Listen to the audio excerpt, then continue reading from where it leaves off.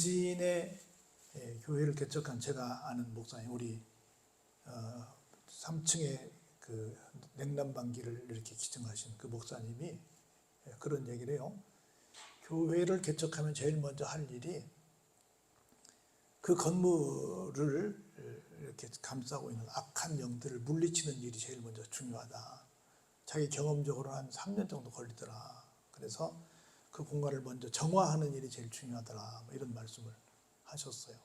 그러면서 좀 그쪽에 험하게 사신 분들을 대상으로 목회를 했는데, 지금은 연세가 높으셔서 서울에 가 계시지만 목회를 탄탄하게 잘하신 그런 분이 계십니다. 우리가 항상 내 삶의 자리에, 내 마음속에, 내 가정에, 내 교회에, 내가 섬기는 내 삶의 자리에 악한 영이 물러가고 성령께서 함께 하셨으면 좋겠다. 그런 마음을 갖고 살아가는 것이 얼마나 필요한가를 생각해 보시면서 오늘 말씀을 통해서 우리 삶의 자리가 어떤 자리인가를 생각해 보는 시간이 되었으면 좋겠다는 생각이 듭니다. 모르겠어요. 내려가 보세요. 자, 오늘 26절 보면 이렇게 시작을 합니다. 그들이 갈리 맞은편 거라사인의 땅에 이르러부터 시작합니다. 우리 직전 말씀을 보면 어떤 말씀이었죠? 예수님께서 건너오시면서 중간에 배에서 주무셨죠. 그랬더니 막 풍랑이 일어나가지고 사람이 죽게 생겼으니까 제자들이 막 살려달라고 막 아우성을 치죠. 그때 일어나셔서 바람과 파도를 꾸짖으시니까 잠잠한 바다가 됐죠. 그 사건이 있은 이후에 건너온 땅이 어느 땅이에요? 거라사 땅입니다.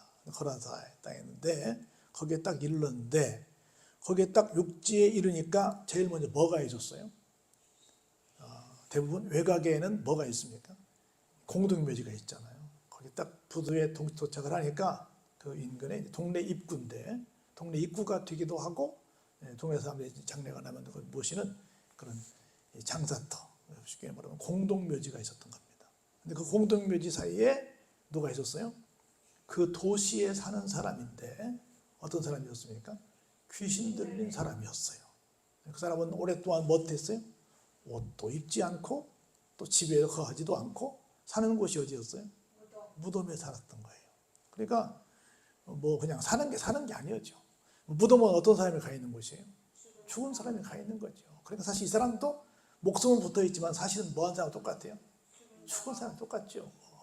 뭐 집에 살길 하나, 뭐 옷을 입고 있길 하나, 귀신 들려가지고 맨날 막 고함치고 다니고, 뭐 지나가는 사람들을 막 너무 괴롭히니까 이따가 나오겠죠. 막 묶어놓고.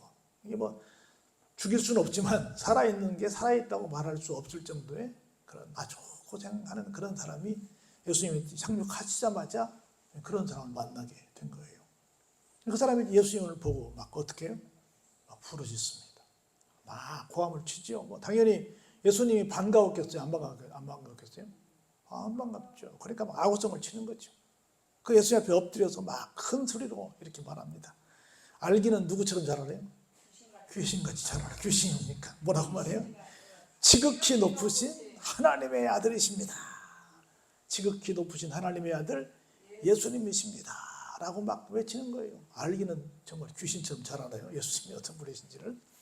그러면서 또 같이 두 번째 말합니다. 당신이 나와 상관이 있다 없다? 없죠. 당연히 귀신과 예수님이 뭔 상관이 있겠어요. 예수님이 이 땅에 오신 목적이 뭐예요? 악한 영들을 물리치기 위해서 오셨잖아요. 그러니까 뭐 함께 지낼 상관이라는 것은 함께 잘 지내는 사이인데 함께 지낼 사이가 아니라는 거죠. 무슨 상관이 있습니까? 그러면서 막 그래도 또 주제에 또 기도합니다. 제발 좀 어떻게 해달라? 나를 좀 괴롭게 하지 말라. 그러니까 예수님 만나면 악한 영들은 어떻다는 걸 알아요? 괴로운 줄 아는 거예요. 진짜 믿음의 사람들을 만나면 악한 영에 사로잡힌 사람들은 어때요? 괴롭지요. 이게 이제 귀신 들린 사람의 특징입니다. 왜냐하면 왜 이렇게 했냐면 이미 예수님께서 말씀을 하셨는지 아니면 속으로 말씀 안 해보겠지만 이미 예수님께서 뭐라고 그랬어요? 더러운 귀신을 향해서 야 그만 떠들고 그 사람에게서 나와 이놈아 라고 이미 명령을 하셨기 때문에 아니 우리 여기서 잘 살고 있는데 왜 우리를 뭐 이리라저리라 하십니까? 여기 있다 보면 알겠지만 여럿이에요. 이렇게 얘기합니다. 근데 우리 한번 볼까요? 어떤 상황인지. 귀신이 그 사람을 가끔 붙잡습니다. 늘 잡고 있는데 가끔 격동한다는 거지요. 그럼 어떻게 했어요? 그 사람이 너무 난폭하니까 쇠사슬과 고랑으로 딱 메어가지고 함부로 이게 막 망동 못하게 했는데 귀신이 딱 들어가면 어떻게 돼요? 뭐 그걸 끊고 막 광야로 막 뛰어나가가지고 막 온 천지 사방을 막 휘젓고 다니는, 그래서 정말 제어할 수 없는 그런 사람이 된다는 거예요.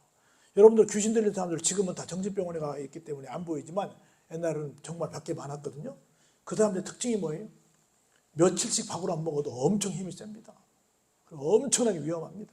그래서 집에 둘 수가 없는 상황인 거예요. 그렇게 막 아주 난동을 부리는 그런 존재로 그 사람 몸을 입고 있는, 사실은 그 속에는 귀신이 하는 건데 그 사람은 도시 사람을 휘두르고 있는 거예요. 예수님께서 이제 드디어 대화를 시도하십니다. 내 이름이 뭐냐라고 묻습니다. 그러니까 뭐라고 말해요? 나는 한 귀신만 들어있는 게 아닙니다. 지금 떼거지로 들어있습니다. 그래서 나를 말씀드릴 것 같으면 뭐라고요? 군대입니다. 군대라 그 말은 숫자가 많다는 거예요, 적다는 거예요? 많다는 거예요. 내 속에 악한 영이 하나만 들어와 있지 않다는 거예요. 군대가 들어와 있는 것처럼 굉장히 많이 들어와 있다는 겁니다. 그러면서 또 아까는 우리 제발 상관하지 말라고 막 기도하더니 간구하더니 이번 또 부탁합니다. 귀신들이 갈 곳은 어디예요? 무적행이죠. 영원히 끝이 나지 않는 깊은 굴 속에 들어가는 게 그런데, 우리 지금 모처럼 밖에 나와 재밌게 살고 있는데 제발 우리를 어떻게 하시되 제발 어디는 보내지 말라? 무적행까지는 보내지 말라고 부탁을 합니다. 그러면서 그럼 어디로 갈까? 나가긴 나가야 되는데 어디로 갈까라고 얘기를 합니다. 근데 그때 마침 그때 뭐 있어요? 근처에 산이 있는데, 바닷가 근처 산이 있잖아요. 산에 누가 있어요? 돼지 농장이 있는 거예요. 거기 돼지떼가 많이 있었습니다. 그래가지고 뭐라고 말해요? 우리를 쫓아낼 것은 분명하신데 우리 만났으니까 나오라고 했으니까 나와야 되는데, 우리가 나가면 뭐 갈 때는 무적행이밖에 없는데 거기까지는 보내지 마시고 어느 사람 쪽에 들어가자니 또 하나님 예수님께서 허락지 않으실 것이고 저쪽에 돼지떼가 있는데 돼지떼들에게 들어가게 좀 해주세요라고 부탁을 합니다. 예수님께서 어떻게 하세요? 그래 가라.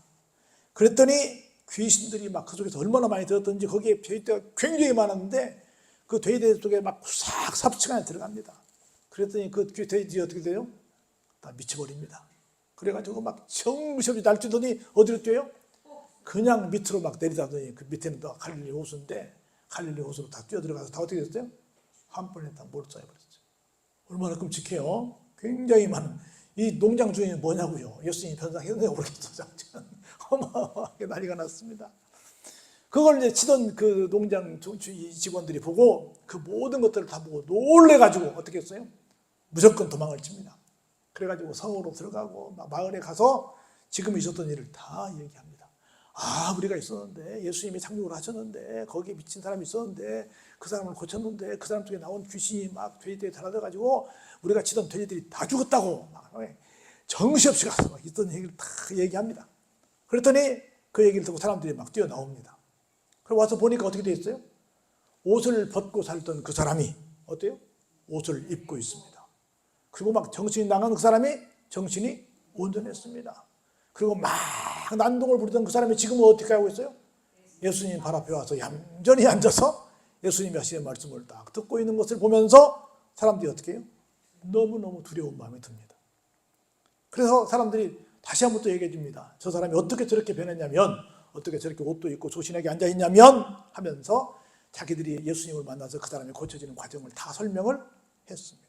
그랬더니 그 얘기를 다 듣고 거라사인의 땅 모든 근방 사람들이, 그 백성들이 어떻게 해요?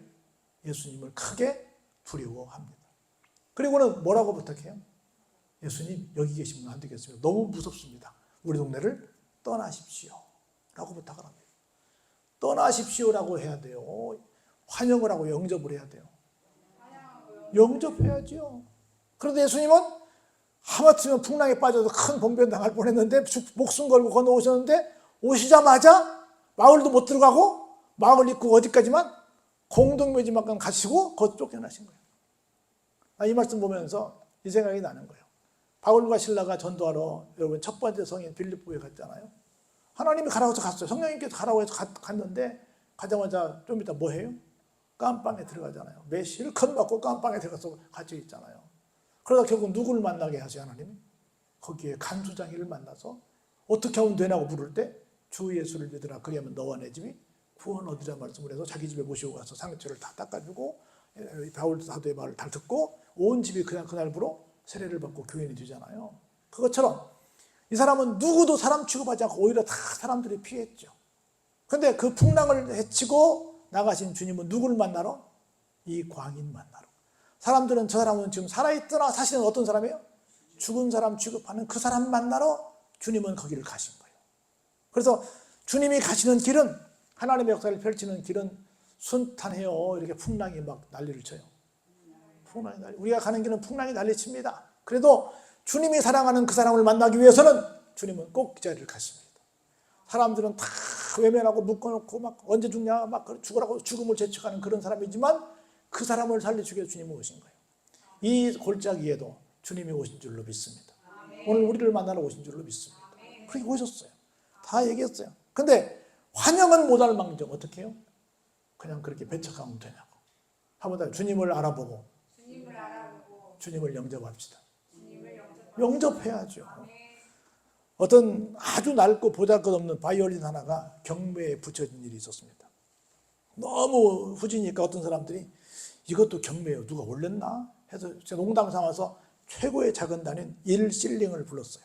그래가지고 뭐 사람들이 야 뭐 경매할 것도 없고 몰리는 사람 불쌍하니까 그냥 돈 주고 말아라 뭐 이렇게 하고 막 야유를 했어요. 근데 이 경매를 진행하는 사람이 그래도 좀 쑥스러우니까 또 그 내놓은 사람한테 미안하니까 혹시 이 가운데 뭐 바이올린 뭐 킬 줄 아는 사람 있습니까? 그러니까 한 사람이 나와가지고 그걸 멋들어지게 연주를 합니다. 사람들이 그렇게 비웃었는데 깜짝 놀랐어요. 저런 후진 악기 속에서 저렇게 아름다운 소리가 나다니. 연주를 끝내고 나서 다시 불었습니다. 이제는 1실링이 아니라 파운드부터 시작합니다. 어떡할까요? 5파운드 혹시 있습니까? 10파운드 있습니까? 100파운드까지 올라갔습니다. 왜냐하면 그냥 그 사람이 가지고 있을 때는 겉보기에는 정말 난무한 것이었지만 누구 손에 들리니까? 전문가의 손에 들리니까 그게 기가 막힌 명 바이올린이 된 겁니다. 우리가 비록 이 사람처럼 귀신 들려가지고 막 사람들이 볼 때는 정말 천덕꾸리고 언제 죽나 할 정도로 그렇게 형편없는 사람이지만 누구 손에만 붙들리면? 주님 손에만 붙들리면, 주님만 찾아오시면, 주님만 나를 손대주시면, 주님만 나에게서 악한 영을 물리쳐주시면 나는 뭐가 된다? 한번 다시 나는 명품이 된다. 할렐루야. 나는 명품이 되는 거예요. 그랬더니 이 사람이 말합니다. 예수님께서 떠나시니까 예수님 혼자 가지 말고 저도 좀 데려가시면 안 됩니까? 그랬더니 뭐라고 말해요? 예수님께서 뭐라고 말씀하세요? 그러지 말고 너는 집으로 가라. 얼마나 그동안 집을 떠나서 부모 마음 아프게 하고 얼마나 참 더 힘들었겠니? 집에 가가지고 부모님 만나서 어떻게 하나님께서 너에게 이런 큰 일을 행하셨는가를 다 알려라. 그랬더니 자기 집에만 알렸어요? 온 성내에 알렸어요? 온 성내에 예수님이 이렇게 큰 일을 하셨습니다. 예수님 끝까지 말씀하시면 내가 한 게 아니고 누가 하셨다? 하나님이 하셨다. 예수님 하나님만 높이셨으니까. 우리가 이렇게 하나님 은혜를 받았으면 항상 어떻게 하자? 돌아가서 내가 만나는 모든 사람들에게 하나님이 내 인생에 이렇게 큰 일을 하셨습니다. 한번 다시 하나님이 나를 이렇게 명품으로 만드셨습니다. 할렐루야. 이 고백하면서 하는 여러분 되시길 바랍니다. 그럼 우리 가는 길이 때로는 풍랑이 가로막고 있을지라도 그 길은 분명히 주님께서 사랑하시는 사람을 만나게 하는 놀라운 축복의 길이라는 걸 기억하시면서 오늘 또 나를 하나님께서 풍랑으로 비록 때로는 뭐 막히는 길도 있지만 명품으로 만들어 가시는 과정 중에 있다라고 생각하시고 감사하며 그 주님 만나기를 다시 한번 기대하시고 주님과 늘 동행하시는 여러분 되시기를 주의 이름으로 축원합니다. 은혜가 풍성하신